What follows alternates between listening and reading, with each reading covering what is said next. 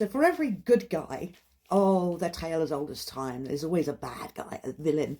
I actually quite like villains because, you know, they get the coolest clothes and the coolest lines. But anywho, so the sort of opposite of St. Nicholas would be a Krampus. And it does have pre-Christian roots in the idea that Krampus was the son of Hela. And much like Loki, and he's often been connected with Loki in terms of playing pranks on people or jumping on unsuspecting travellers and demanding a toll, I suppose, you know. So on in a more present day celebration, there is still a Krampus run, which is like a parade of people dressed like Krampus, scaring people, pranking them, chasing them. A lot of alcohol involved, of course, you know. And in the origin of Krampus run, excuse me, was the Pachterlauf, and I've probably pronounced that run wrong, which is sort of a German celebration of the overcoming the devil, you know, because of course all the bad guys ended up being connected with the devil, you know. But anywho, so going back to some history about Krampus.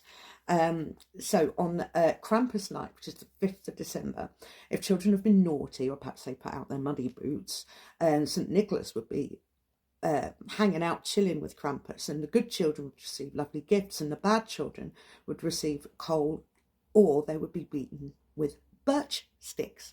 It's quite interesting because the birch is connected with the children, fertility, and a very old, especially in the Celtic tradition, part of winter solstice is that idea of fertility and the rebirth. You're looking forward to the spring, etc. Which is the whole idea of bringing evergreens indoors is to sort of give a nod to everlasting life and to fertility. So I thought that was quite an interesting connection, and it was specifically birch twigs.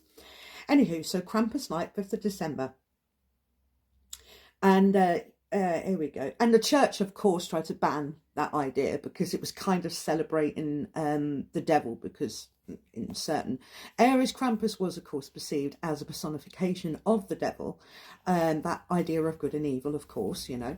But, you know, as people do, we didn't want to let it go. You know, so I believe that's where the sort of St. Nicholas parade of St. Nicholas having a goat-like man on a leash that was sort of a way of celebrating, you know, underhandedly celebrating Krampus.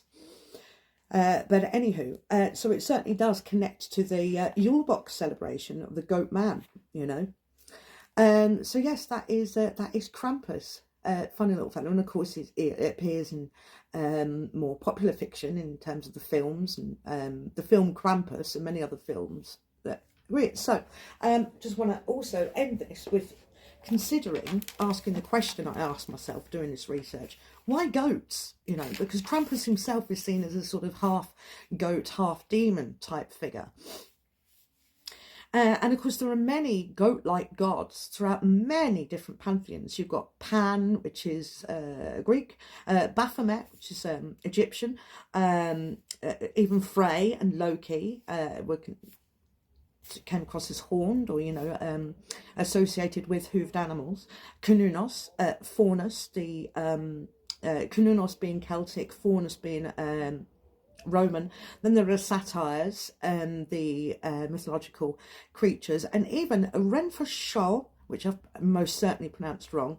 In China, it was a goat god, and Devag, as I discussed in an earlier video, in the Eastern European god.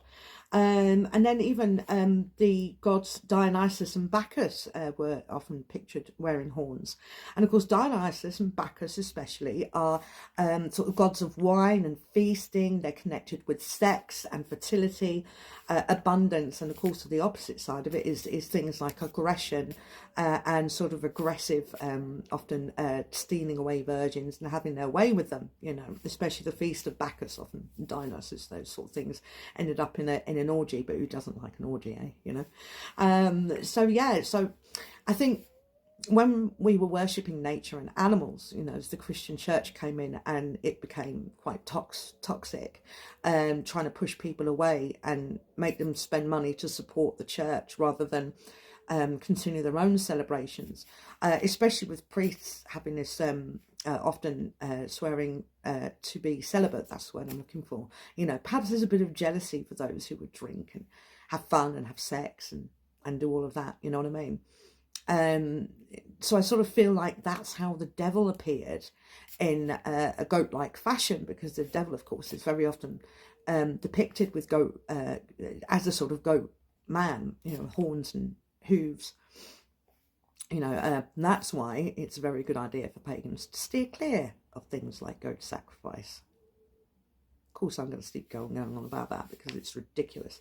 Anywho, so I think that's why goats have appeared so much in theology throughout the world, because also goats are very plentiful as well. They're easier to keep, as I said in a previous video. But, you know, let's not hate on each other too much.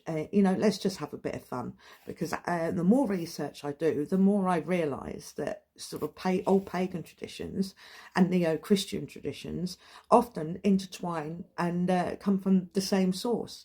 Like modern pagan tradition is actually Christian, or has Christian roots, like in the case of St. Nicholas, you know, and of course modern Christian, it has a lot of pagan roots, you know, so can't we all get along? But I'm wishing you all, every one of you, no matter who you worship, no matter where you are, a very merry Yule. And I'll see you on my next one.